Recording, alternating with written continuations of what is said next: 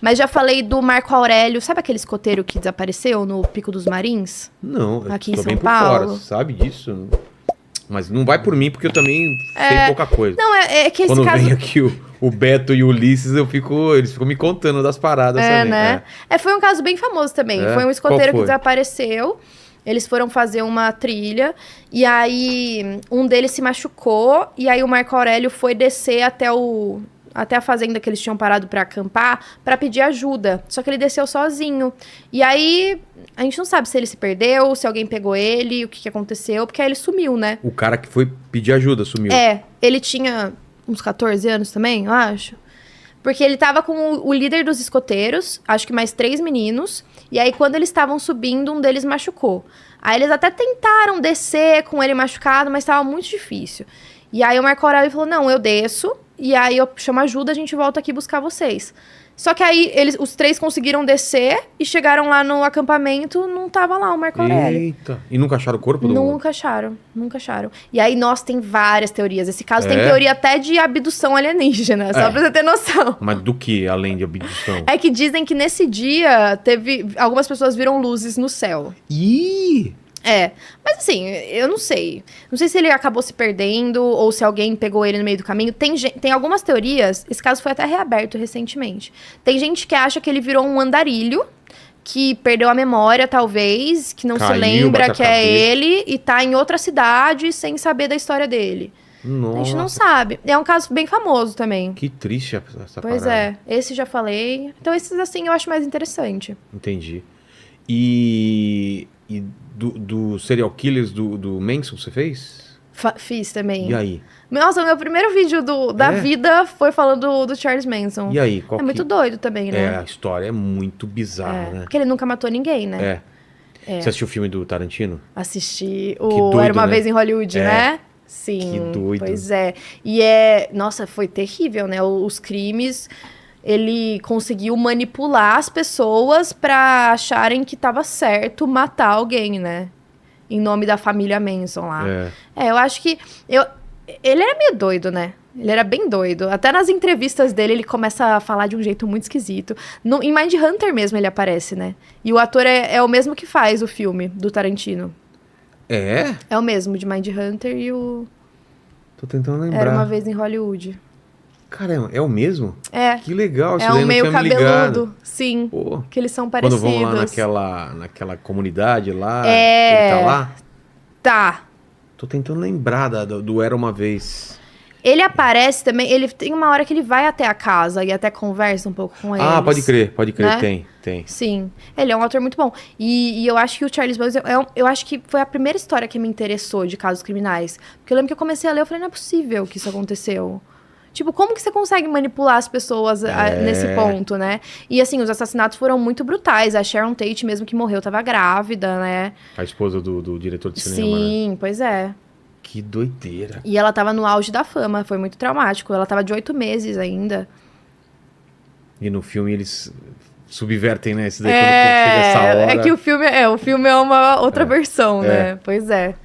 Mas eu acho que esses são os... Eu acho que ele, o Jeff Dahmer e o Richard Ramirez são os mais famosos. Richard Ramirez. Qual que é esse? Ele também é chamado de Perseguidor Noturno. Não sei. Tem uma série dele, um documentário, na Netflix também. Ele foi um dos caras que morou no hotel que eu falei, da menina da caixa d'água. Ele morou lá. Hotel maldito. No mesmo hotel. E ele matou algumas pessoas enquanto ele tava morando lá.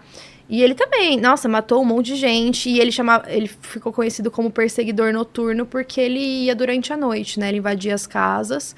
E aí eu lembro que quando ele tava morando no hotel, muitas pessoas diziam que às vezes ele chegava todo ensanguentado e ninguém falava nada, porque o hotel era assim. Normal, tipo, tem um cara ensanguentado lá. Subia pro quarto dele tranquilo. Mano. Você ficava no hotel desse? Nunca, um cara ensanguentado do teu lado. Não, e o pior é as pessoas em volta não falando nada. É só açougueiro mesmo, trabalha com... Trabalha no matadouro, né? Sim. Lene, mais algum caso aí, Lene? O Rômulo Pina, ele pediu pra você contar a história daquela menininha de 6 anos, que era modelo mirim, que até hoje ninguém sabe quem matou. esse caso é legal. Eu não gosto. Nossa, gente, eu não falo que é legal. É interessante. Tá. É isso. Ela chama John Benet Ramsey. Já ouviu falar? Não. Eu acho que esse é um dos mistérios sem solução mais interessantes pra mim. Porque ela era... Sabe aqueles desfiles de moda infantil? Que eu acho bizarro. Bizarro. Que a gente via na TV, tipo... que a mãe prepara a menina como se fosse uma adulta. Exato! Ela tinha 6 anos, parecia que tinha 18, pelo menos, aquela sabe? maquiagem pesada, umas roupas... Sim, o cabelo, nossa, roupa, tipo... decotada, né? Sim, bizarro. Ela era uma dessas. E ela era linda, maravilhosa.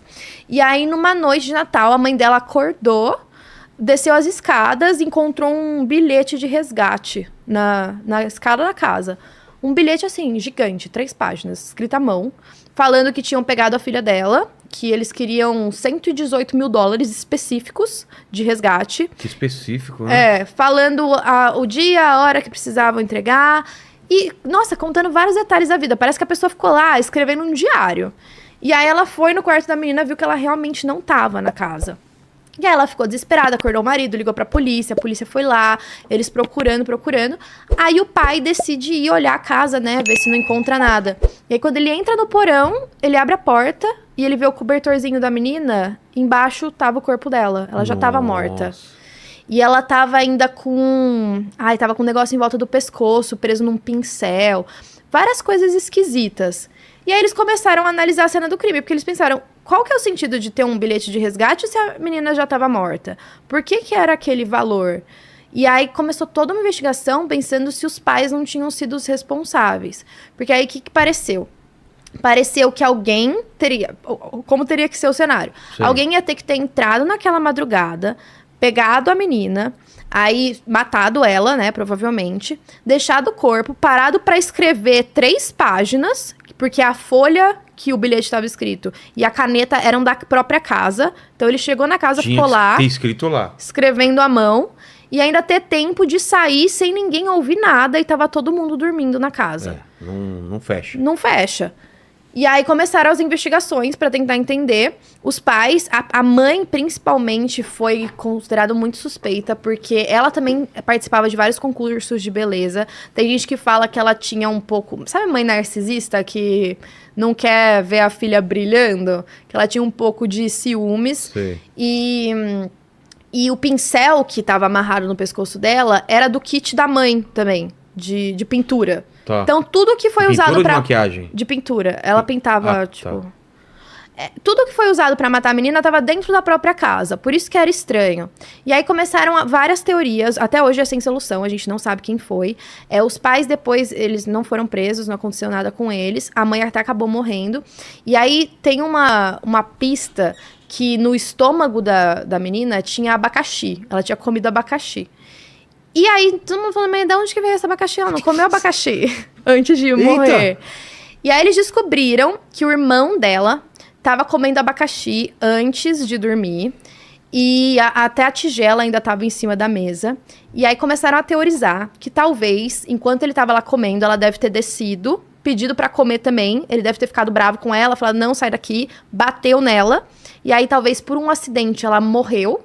E aí o irmão ficou desesperado, acordou os pais, eles também ficaram desesperados, não queriam perder os 2 filhos, né, já que uma tinha morrido, o outro iria preso, e tentaram acobertar a morte dela. Então essa é uma das teorias que as pessoas mais acreditam. Ela não deu abacaxi como tinha abacaxi dentro dela? Então, mas eu acho que ela chegou a comer e aí ele ficou bravo, entendeu? Entendi. Tipo, o abacaxi é meu, sai daqui, vai embora, entendeu?